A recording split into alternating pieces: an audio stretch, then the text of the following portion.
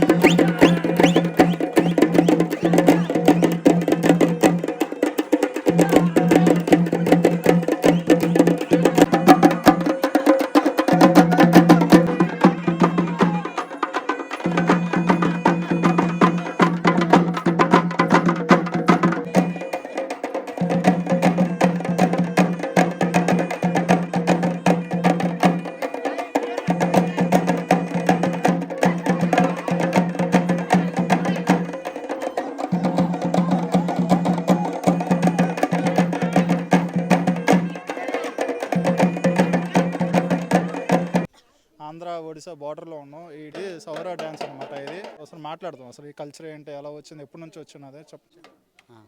Sir, నా పేరు కడ్రక రత్నయ్య. పాలవలస గ్రామము, పాలవలస పంచాయతీ. ఇక్కడ పూర్వం నుంచి అలాగ వస్తున్నటువంటి మా సాంప్రదాయాన్ని, నృత్యాన్ని ఈరోజు చూపించాం సార్ మీ దగ్గర. అయితే ఇక్కడ అప్పటి నుంచి మా ప్రాబ్లాలు అయితే చాలా ఉన్నాయి సార్. అనాదిగా వస్తున్నటువంటి అప్పటి నుంచి ఎంతో తరాల నుంచి ఇందాక సార్ చెప్పినట్టు మాకు ఒక లిపి అంటూ ఉంది. ఆ లిపి వల్ల ఏంటంటే డెవలప్ అవ్వడానికి కూడా అవకాశాలు లేనటువంటి పరిస్థితుల్లో కూడా కొన్ని గ్రామాలు మాత్రమే కొద్దిగా అలాగా నేర్చుకుంటూ, గురువుగారు విద్యను నేర్చుకుంటూ ఇప్పటికి గ్రామాల్లోనికి అందిపుచ్చుకోవడం జరుగుతుంది. అలాగే ఈ లిపి పరంగా కూడా మాకు కొద్దిగా చిన్న హెల్ప్ చేస్తున్నట్టయితే మేము ఆ పవన్ కళ్యాణ్ గారికి మాకు రుణపడి ఉంటాం సార్.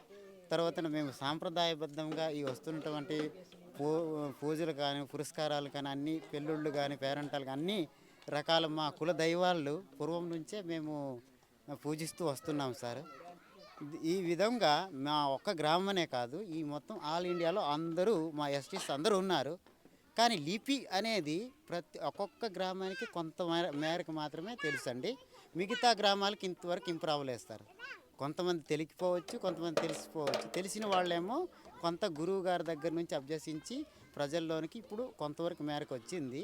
దీని పుట్టుకైతే 1936 నుంచి స్టార్ట్ అయింది. కానీ ఇంతవరకు ఎక్కడ డెవలప్మెంట్ అంటూ లేదు. కొద్దిగా అలాగే ఇప్పుడు అవుతుంది.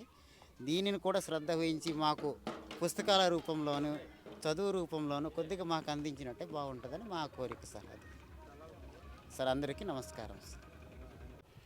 నేను కొండగూరు దాలయ్య, పాలవలస గ్రామం, బామిని మండలం, శ్రీకాకుళం జిల్లా నుండి, సౌరా మన్యం జిల్లా, పార్వతీపురం. మేము నాచి కళామందిరం సవర నృత్యం అని సవర ప్రదర్శన చేసి మేము ఎక్కడో ప్రదర్శన చేశామంటే ప్రతి జిల్లాలో ప్రతి రాష్ట్రానికి నాట్యం చేశాము. ఇప్పుడు మేము పవన్ కళ్యాణ్ గారు మా కళా నృత్యం ఇక్కడ బృందాలు చూడాలనిచి మా పాల్వలస గిరిజన చూడడానికి ఈ విలేకరులు న్యూస్ వాళ్ళు వచ్చారు. అందుకనే మా ప్రదర్శన చూశారు. అందుకనే మేము మా ప్రదర్శన చూసినందుకు మీ పవన్ కళ్యాణ్ ఒక నమస్కారాలు. మీరు కూడా మా ప్రదర్శన చూస్తారనేసి శ్రద్ధ కోరుతున్నాము. సార్ మీరు మా ప్రదర్శన చూడాలనేసి అంటే మా గ్రామానికి రావాలి సార్. నమస్కారములు. మేము మా ఆచారాల ప్రకారం పూర్వాసనంలో మేము ఉగాది నుండి పండుగలు ఉంటాయి. తర్వాత కొత్త విత్తనాలుగా తీసుకెళ్ళేటప్పుడు ఉగాదికి ఆ పండుగలు ఉంటాయి. తర్వాత మళ్ళీ మేము వారాలకి మా పండుగలు ఉంటాయి. తర్వాత మళ్ళీ కంది కొత్త కొండెం కొత్త అనేసి ఉంటుంది మా పండుగలు. తర్వాత టెంక పూజ అనేసి పండుగలు ఉంటాయి. అవన్నీ నాచ కళాహారంతో మేము పండుగలు చేస్తున్నాము. మేళాలతోని డప్పులతోని పండుగలు చేసుకుంటాము. ఇలాగే డ్యాన్సులు తర్వాత పండుగలు చేసుకొని ఉంటాం సారు. అందుకనే మేము సవర తెగ జాతి అనేది మేము మా ఆచారము సంస్కృతిని వదిలికే ఇంటి వరకు చేసుకొని ప్రదర్శన చేసుకొని వస్తున్నాము. ఈ సవర తెగ అనేది ఇలాగే మా ముత్తాతల నుండి ఉండేది. ఇప్పటి వరకు మారలేదు. మా డప్పులు తొడుములు సొనాయిలు తర్వాత కిన్నెర ఇవన్నీ ఉంటాయి. మా సౌర తెగలోని ఈ కళ అనేది మా సౌర తెగలోనే ఉంటాయి. మేము ఇది మా సౌర డ్యాన్సులు ఇలాగే ఉంటాయి సార్. పాటలు కానీ సౌర పాటలే పాడతాము. డప్పులు కానీ సౌర డ్యాన్సులే వేస్తాము. డప్పులు కానీ సౌర డప్పులే వంగిస్తాము. కానీ మేము వేరే క్యాస్ట్ లాగా బ్యాండ్లు ఏటి మేము వంగించము. డప్పులతోనే తుడుముతోనే సొనాయితోనే కిన్నెరతోనే పెళ్ళిళ్ళు కానీ పేరంటాలు కానీ ఇలాగే చేసుకుంటున్నాము. అప్పుడు పురాతనంలోని మేము గుడులు గోపురాలు ఉండేది కాదు. అయితే మనము రాయిని నమ్మాము, చెట్టుని నమ్మాము.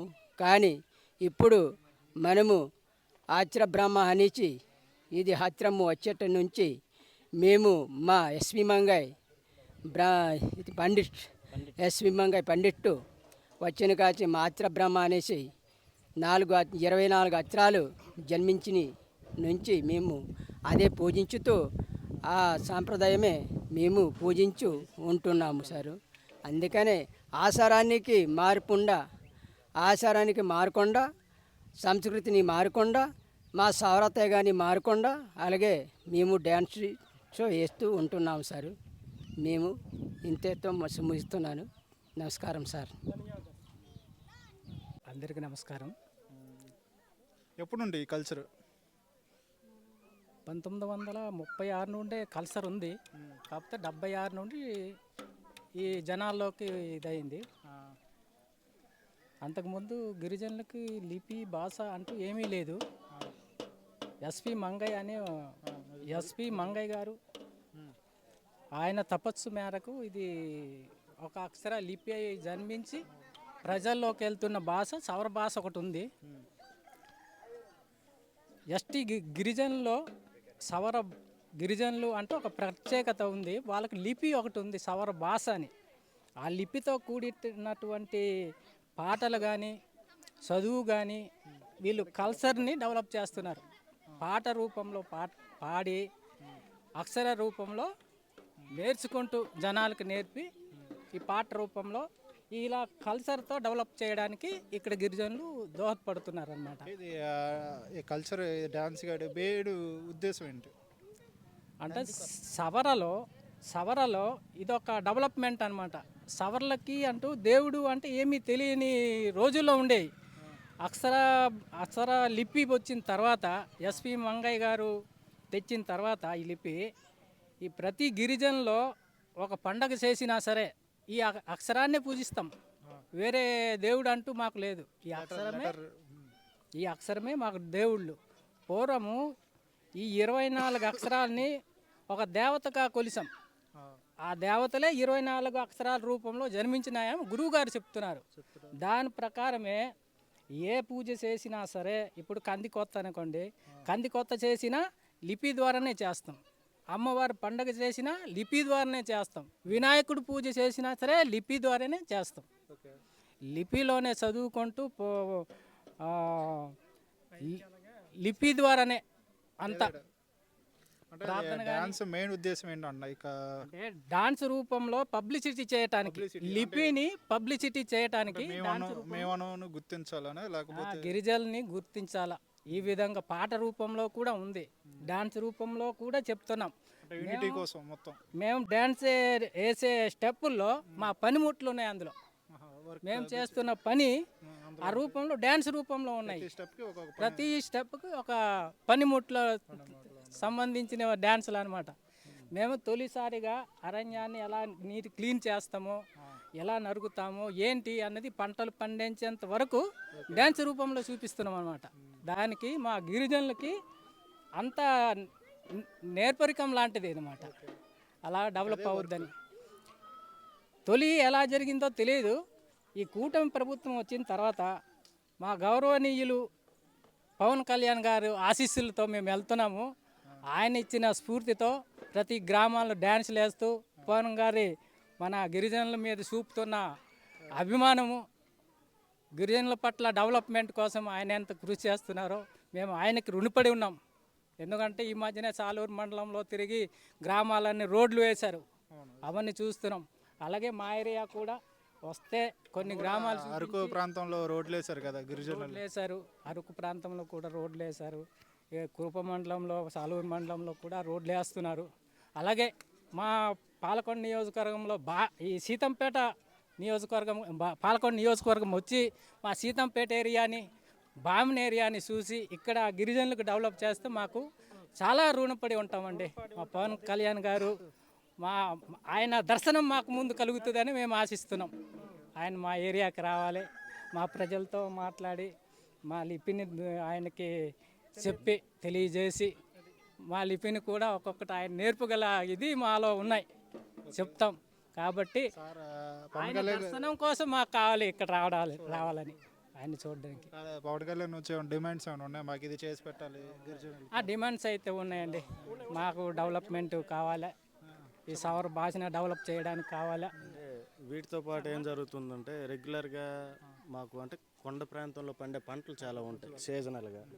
ఇప్పుడు చీపురు అని, చింతపండు అని, నెక్స్ట్ కందులు అని, ఇలాంటివి. అంటే ఏమవుతుందంటే దాలారి వ్యవస్థ వల్ల మేము అనుకున్న రేట్లకి అవి బయటకు వెళ్ళట్లేదు.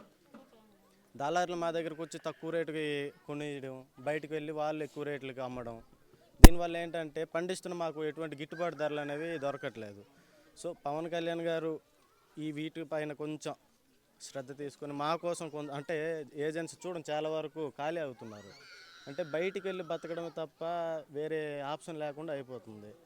ప్రస్తుతం ఈ కళ కూడా అంతరించిపోతుంది. అక్కడక్కడ కొంతమందే చేస్తున్నారు కానీ ఇంతకుముందు ప్రతి విలేజ్లో ఉండేది, ఇప్పుడు అక్కడక్కడ మాత్రమే జరుగుతున్నాయి. ఒడిశాలోకి ఉంది. ఒడిశాలో దాన్ని ఏంటంటే దింసగా చేస్తారు, కొంచెం అప్డేట్గా ఉంటుంది వాళ్ళది. దింస నృత్యం అదే ట్రెడిషన్. అంటే ఇప్పుడు ఏమవుతుందంటే పగలు కష్టపడడం, రాత్రిపూట అంటే ఒక 1 అవర్ 2 అవర్స్ స్పెండ్ చేసి వీటిని జనాల్లో అవగాహన తీసుకురావడం వరకే పరిమితం అవుతుంది. బయట పనికి వెళ్ళకపోతే ఇల్లు గడవదు. ఈ పొజిషన్ వలసలు వెళ్ళిపోవడం జరుగుతుంది చాలా వరకు. చాలా వరకు ఇళ్ళు మీరు కూడా చూశారు, చాలా వరకు ఖాళీ అయిపోయాయి. ఈ వలసల్ని అరికట్టాలి. నెక్స్ట్ మా పంటలకు గిట్టుబాటు ధర అనేది కలిగించాలి.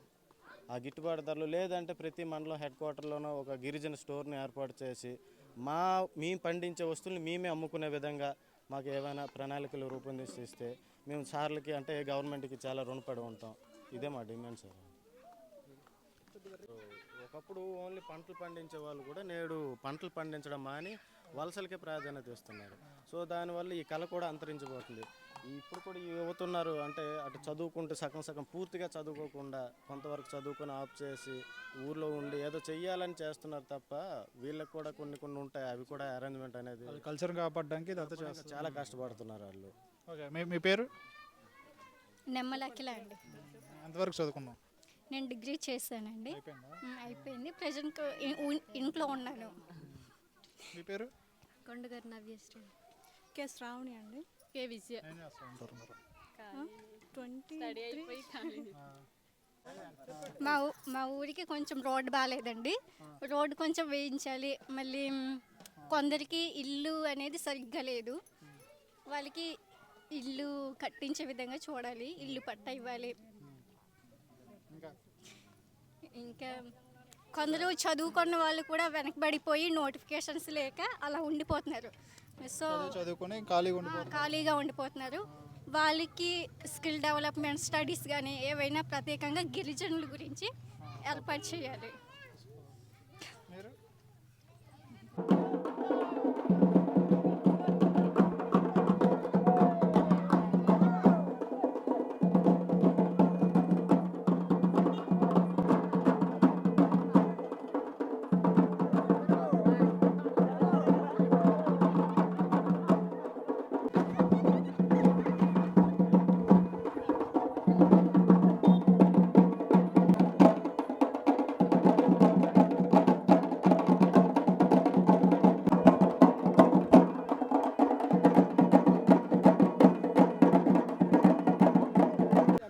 మై సెల్ఫ్ నెమ్మలకిల. మా ఊరి సాంస్కృతిక డ్యాన్స్ చూసారు కదండి. మీకు ఒకవేళ నచ్చినట్లయితే మిగతా ఈవెంట్స్లోన మమ్మల్ని పిలుస్తారని కోరుకుంటున్నాము. మై విలేజ్ నేమ్ పాలవలస, బామణి మండలం, పార్వతీపురం, మన్యం జిల్లా. అండ్ మమ్మల్ని మా గిరిజనుల యొక్క సంస్కృతిని మీరు సపోర్ట్ చేస్తూ ఇంకా డెవలప్ చేయాలని కోరుకుంటున్నాం. సో మీకు ఎక్కడైనా మా వీడియో మీకు చూసినట్లయితే నచ్చితే మమ్మల్ని సపోర్ట్ చేయండి, మమ్మల్ని పిలవండి. మేము కూడా ఈవెంట్స్ కూడా వస్తూ ఉంటాము. మా ఈవెంట్ నచ్చినట్లయితే మాకు కాంటాక్ట్ అవ్వాలంటే నంబర్ 9908671328 9908671328. తిన్నాను వేసరి. నేను పాలకొండ నియోజకవర్గం అండి. ఈ మధ్యన కొత్తగా గిరిజన కార్పొరేషన్ డైరెక్ట్గా నాకు నియమించారు. మేము ఈ రోజుల్లో పడుతున్న బాధలు ఏంటంటే మా పంటలు ఉన్నాయండి, కొండ చీపుర్లు మాకు సరైన గిట్టుబాటు ధరలు లేవు. ప్రభుత్వం వారు మాకు గిట్టుబాటు ధరలకి ఏర్పాటు చేసినట్లయితే మేము చాలా సంతోషిస్తున్నాం. ఒక కట్టకి 20 రూపాయలు కొనడానికి ఈ మార్వాడీస్ వస్తున్నారు. కొంతమంది మమ్మల్ని మోసం చేస్తూ వాళ్ళు 70-80 రూపాయలకి అమ్మడానికి తీసుకెళ్తున్నారు. మా యందు దయ తలిసి కనీసం గిట్టుబాటు ధరలు 40-50 రూపాయలకి ఒక కట్ట కొన్నట్లయితే గిరిజనులకి కొంత మేరకు ఉపకారం జరుగుతుందని మేము ఆశిస్తున్నాం. కావున ఈ విషయమై తక్షణమే ప్రభుత్వం వారు స్పందించి మాకు గిట్టుబాటు ధరలు ఇప్పిస్తారని కోరుకుంటూ ఈ అవకాశం ఇచ్చిన ఈ వీడియో టీం వాళ్ళకి ధన్యవాదాలు చెబుతుకుంటూ ఈ అవకాశం ఇచ్చినందుకు వాళ్ళకి ధన్యవాదాలు. అందరికీ నమస్కారం.